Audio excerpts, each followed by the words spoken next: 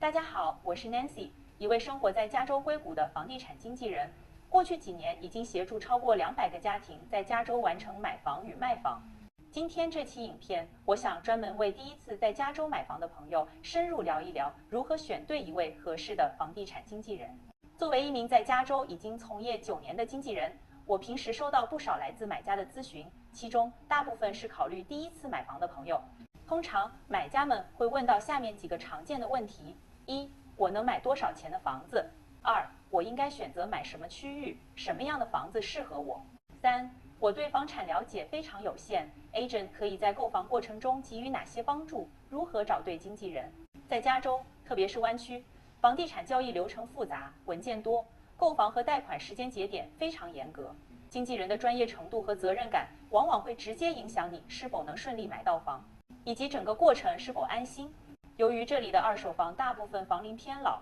很多是建于1950到1990年之间的房子，所以一名专业的地产经纪人不仅需要帮您把关买房流程，还需要熟知建房以及维修知识、区域特点，甚至是装修相关的成本与城市许可流程等。很多人第一反应会去找成交量最大或挂牌最多的经纪人，因为大量成交往往意味着经验和市场活跃度。我认为成交量多的经纪人在交易过程中往往因为经验丰富，更容易帮助买家避免踩坑。另外，这里的经验并不仅仅是指买卖交易数量，过去有没有装修旧房的经验也尤其重要。举个例子，湾区有很多非法加建的独立屋，如果没有相关的装修经验的话，可能在不了解的情况下买房后被面临政府要求拆除的风险。或者一个房子看似被翻新过，但是有的零件老化或面临短期内有其他的维修，这些潜在问题都需要专业经纪人帮您把关。当然，买家同时也要思考一个现实问题：如果一位经纪人同时处理大量客户和房源，你的交易是否还能被给予足够的关注和优先级？这些问题可以通过与经纪人沟通进一步了解，然后再衡量。第二个判断经纪人是否适合自己的重要因素，是否在您想购买的区域有足够多的经验。这个我也会建议在初次沟通时，可以了解下对方是否在这个区域有居住过的经验，在过去有多少附近的成交案例。针对这个区域的特点，例如学区、城市规划与治安是否熟悉。湾区的每个区域差异化大，例如半岛的气候夏天比较凉爽，很多房子在山地上，而南湾温度相对偏高，多位于平地。三谷区域夏天更炎热，但是社区环境更新。了解当地的经纪人能帮新手买家更精准地定位适合的房子，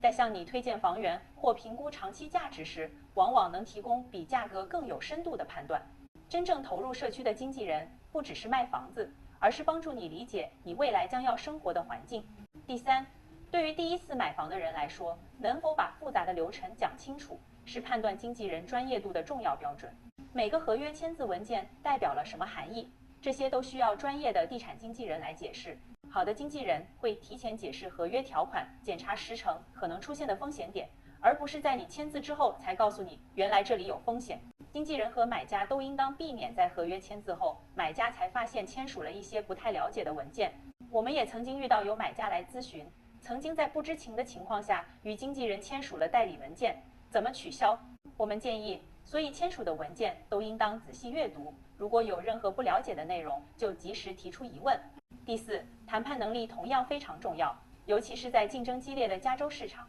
有经验的经纪人不只是帮你递交出价，而是会根据市场状况、卖方心理和房屋条件，帮你制定整体出价策略，给出合理价格的建议。有些时候，价格并不是唯一决定因素，条款时程和风险控制同样会影响最终结果。每个细节把关好，才能提高买到房的概率。第五，经纪人是否具备风险意识，而不仅仅是成交导向。一些房子在照片中看起来非常完美，但可能存在许可、结构、披露或未来转售方面的问题。负责任的经纪人会主动提醒你这些潜在风险，并帮助你评估是否值得继续推进，而不是为了成交而选择回避。最后，作为买家，你也需要清楚自己心目中好经纪人的定义。